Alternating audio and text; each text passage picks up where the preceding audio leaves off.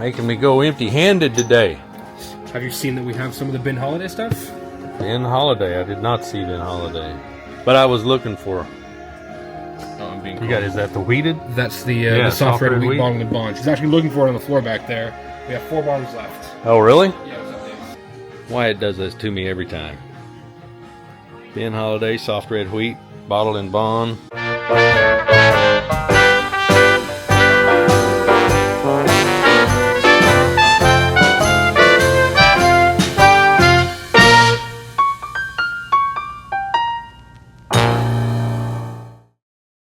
Hey, welcome back to the channel, everybody. Here in the Speakeasy today, we are going to take a look at and taste some Ben Holladay soft red wheat. Now, I don't know about you, but I've seen this around multiple places. Twist off. And always curious about it, wanted to get it, and then found it one place. Wasn't ever able to get it because I was busy looking for other things. And then my guys at the spirit shop walked in there one day. They had 4 bottles left, so I grabbed one of them. Today, we're going to test it out. Now this one, let's see what all the info is on it. Better put the lid back on it so I don't spill it everywhere. 6 years old, bottled in bond, Missouri straight bourbon whiskey. This one was distilled in the spring of 2017, Rickhouse C, as in Charlie, bottled in August of 2023. This one was 100% on the 4th floor. This is 100 proof, aged 6 years in new charred oak barrels. And let's see, they say the mash bill on this is 73% corn, 15% wheat, 12% barley. Bottled in bond at 100 proof, should have a soft, smooth finish. Lots of interesting info is also on the website, to include the distiller's journal. So yeah, I got on the website to try to look up the notes and aromas on this, and the thing I thought was the coolest was they had the distiller's journal, where you could get in and see the notes of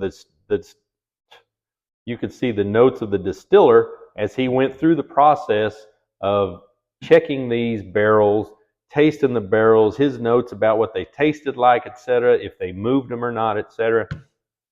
Very, very interesting site. Now, this Ben Holladay is in Weston, Missouri. Now, what's cool about Weston, Missouri is they have one of the oldest, if not the oldest, tavern in the state of Missouri.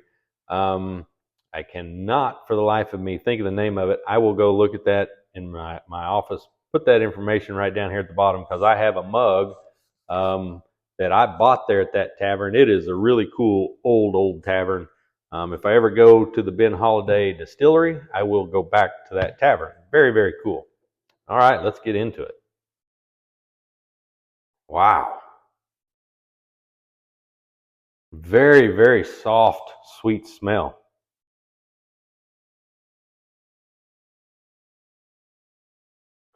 No burn at all. Now, if you remember my Scalper's Own, this is 75% wheat. I love that. This one is nowhere near that. This one is 15% wheat, 75%, 73% corn. So this does obviously have the corn smell to it. Mine is very grain forward and wheated, but that's very sweet. Very, very interested to see what this tastes like. Smells great though.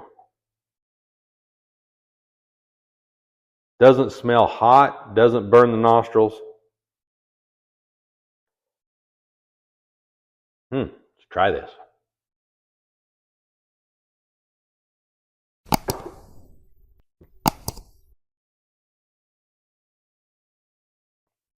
Seems weird to me that first drink kind of pushes some heat into my nostrils and sinuses in the back of my throat.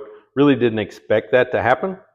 But again, I've had those bottles before that do that, and as it sets here and gets a little oxygen in it and aerates, that kind of heat goes away. So I think I'm going to open this up and let this bottle grab a little oxygen while we're sitting here talking about this stuff. Smells wonderful though. Doesn't smell hot.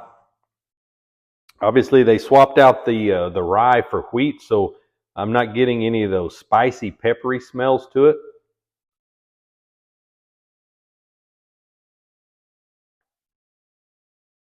It's one of those things where I've noticed it's kind of like you get in a new car, you love the smell of a new car. You go into a carpentry shop, you smell all that fresh cut wood, you love that. Some people love the smell of fresh cut grass. Fresh open bottle of bourbon, love it. Fresh open bottle of tequila, love that as well. Maybe men need a cologne that smells like bourbon. Of course, I guess we wouldn't want to be driving. The cops would think we were drunk every time we were behind the wheel. Smells great. I can't pick any particular aromas out of it. I'm still not, I need a list here so I can tell you exactly, I can look at it and go, oh yeah, I think it's that. Can't pull that out of my memory bank yet. Just smells wonderful.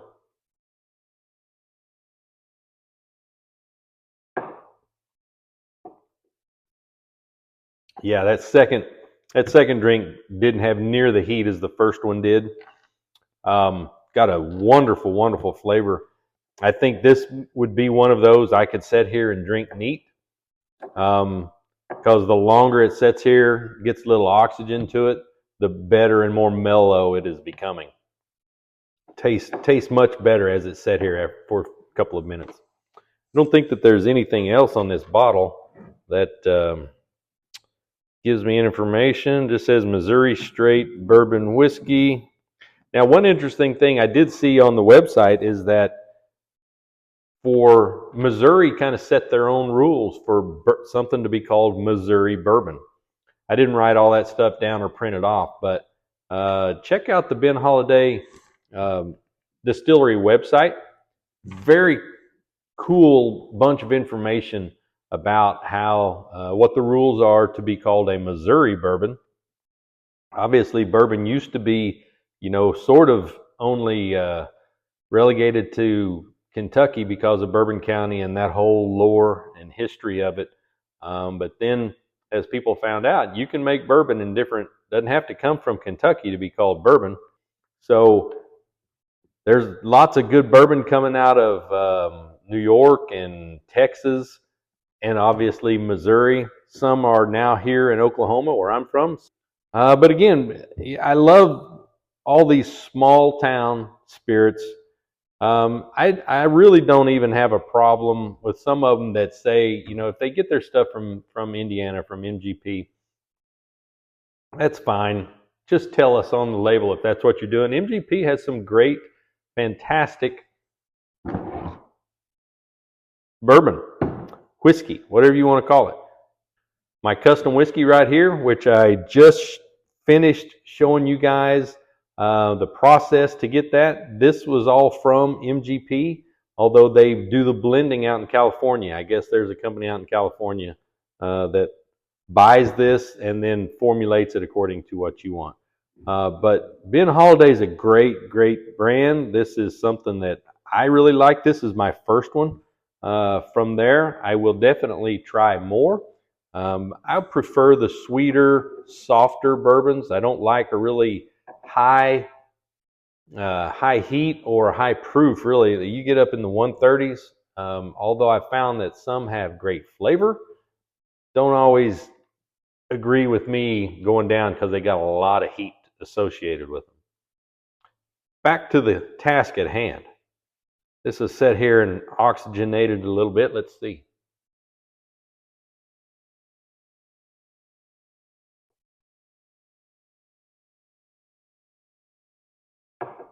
Very, very smooth. Smooth. Soft red wheat's a good term for this one. It does have it is very soft on the palate. You can taste that sweetness in the wheat. I think this one is one that I will keep around. And when this bottle's empty, I'll go back and buy another one of these bottles because it is good. And hopefully they will become more plentiful, more readily available as time goes on. I probably will have this one on the rocks as well. just because I'm interested to see, again, how the water and the ice opens it up, allows you to get different flavor profiles throughout the glass as long as you have ice in it. So again, I think this is a good one.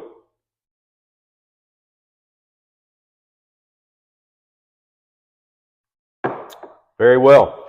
Well, thanks. I hope you like this video. If you do, please be sure to like and subscribe. Tell your friends, share the site, and come back and see us the next time. See what we're going to review here at the Speakeasy.